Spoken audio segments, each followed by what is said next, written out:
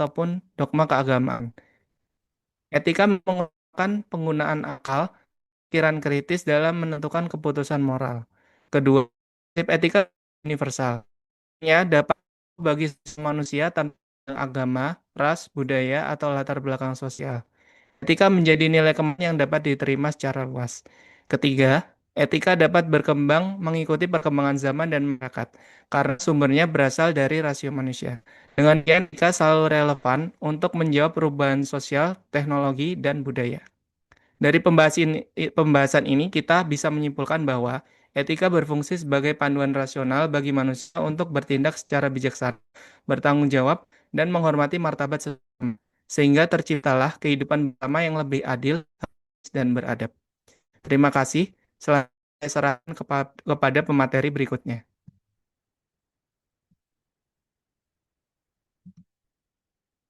Terima kasih. Eh, Selanjutnya, saya akan memaparkan tentang contoh etika. Belum, Pak. Jadi, kita ada dua contoh. Yang pertama, ada dokter yang membocorkan rahasia pasien. Dokter eh, sudah mempunyai sumpah profesi. Harusnya sesuai dengan kode etik kedokteran, tenaga medis harus menjaga kerahasiaan dan data pasien. Yang kedua, seorang karyawan memalsukan tanda tangan atasan untuk kepentingan pribadi. Ini melanggar kejujuran dan integritas individu sebuah perusahaan atau instansi yang ia representasikan secara tidak langsung.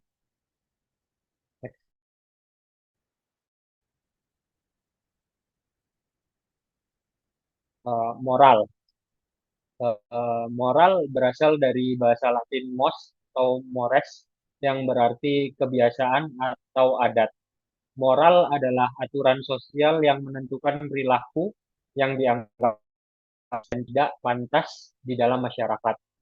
Moral seringkali dipengaruhi oleh budaya, tradisi, dan nilai-nilai yang disepakati secara kolektif.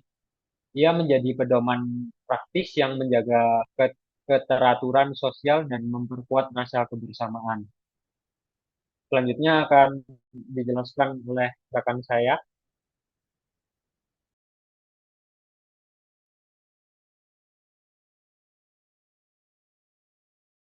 Di sini saya akan melanjutkan. Apa suara saya terdengar? Terdengar. Ya, terdengar, Kak. Benar. Ya, bisa di next. Ya. Di sini saya akan melanjutkan menurut pandangan para ahli dari Kay Bertens, definisi moral adalah norma-norma yang digunakan untuk menentukan perbuatan manusia yang benar dan yang salah dalam kehidupan sosial.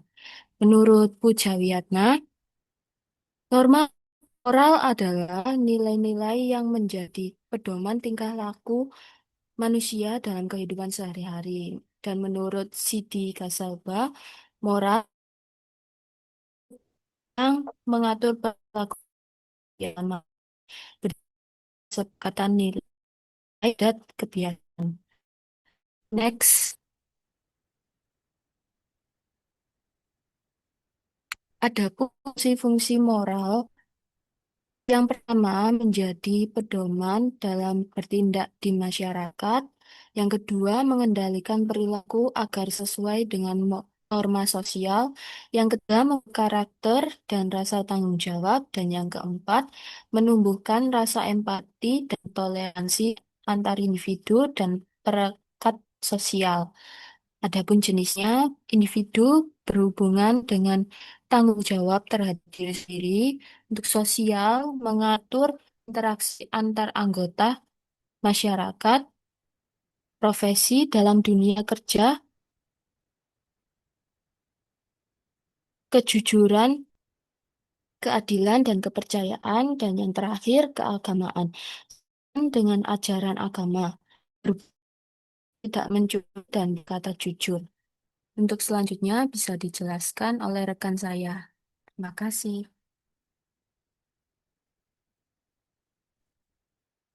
Baik, terima kasih Kak. Selanjutnya saya akan menjelaskan terkait ciri-ciri moral sumber beserta dengan case-nya.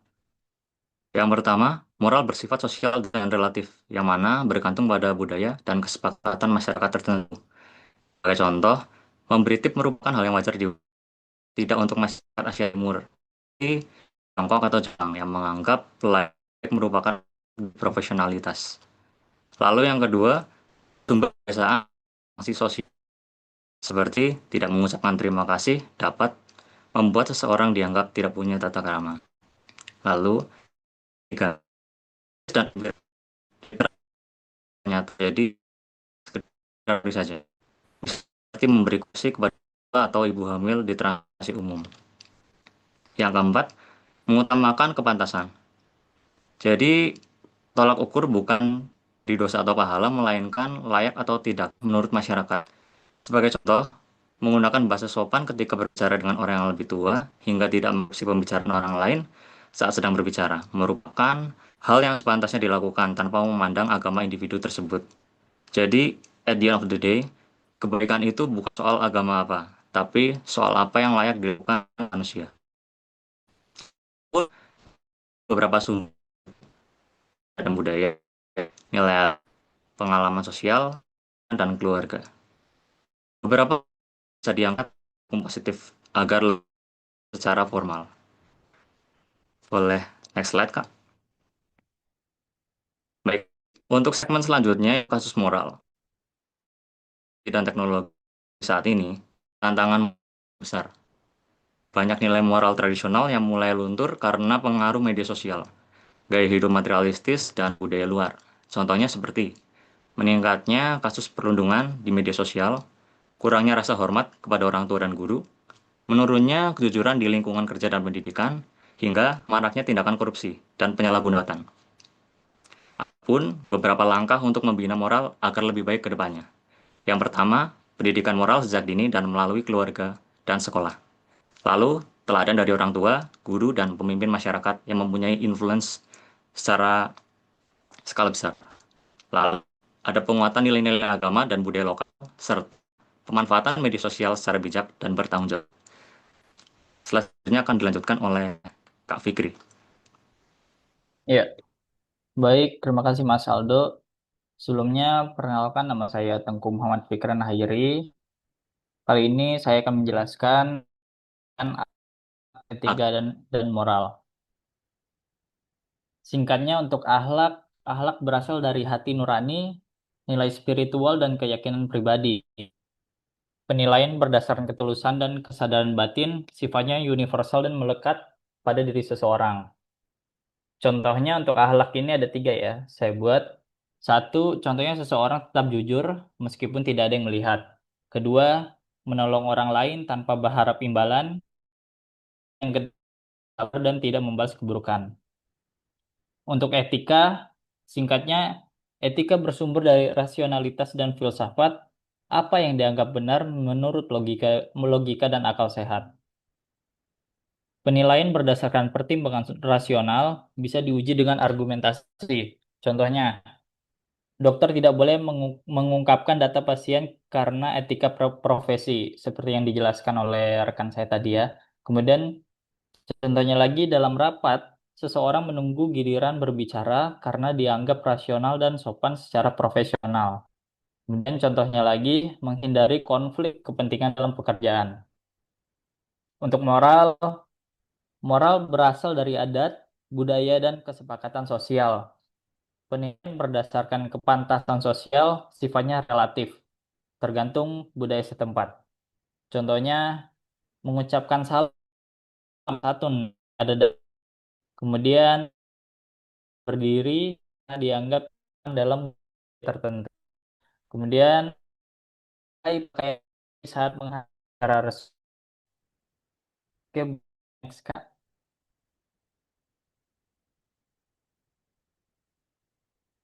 Iya, kesimpulan di sini memberikan fondasi moral dan nilai untuk memberikan pandangan rasional dan profesional dalam menentukan keputusan.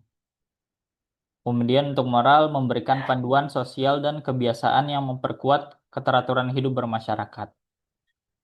Baik, mungkin sekian dari saya, bisa dilanjutkan oleh moderator ya, Kak.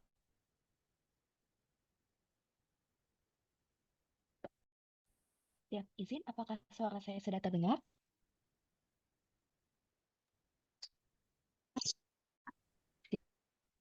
Izin untuk menutup presentasi kelompok 3 pada hari ini, saya bantu interupsi teman malam hari ini. Dan juga terima kasih kesempatannya kepada Ibu Rizky memberikan kita kesempatan pada hari ini. Lanjutan si kelas malam hari ini akan kembalikan ke Bu Mutia Rizky. Adalah hormat. Bu. Oke, terima kasih untuk kelompok penyaji. Eh, Gimana teman-teman, ada yang mau ditanyakan untuk kelompok ini?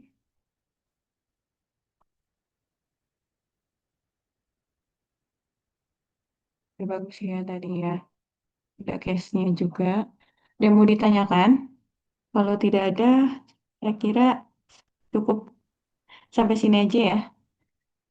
Oke, terima kasih untuk kelompok terakhir ya yang sudah menyajikan dengan cukup menarik tadi PPT-nya.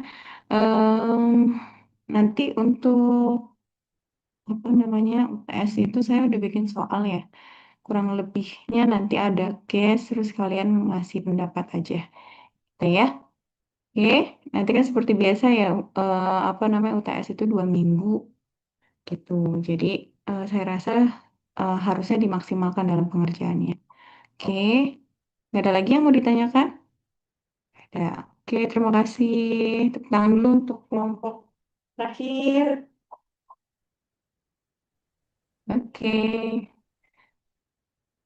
sekian dan terima kasih untuk hari ini. Saya rasa saya cukupkan. Assalamualaikum warahmatullahi wabarakatuh. Waalaikumsalam Waalaikumsalam warahmatullahi warahmatullahi wabarakatuh. Terima wabarakatuh. kasih, Bu. Terima kasih, Bu.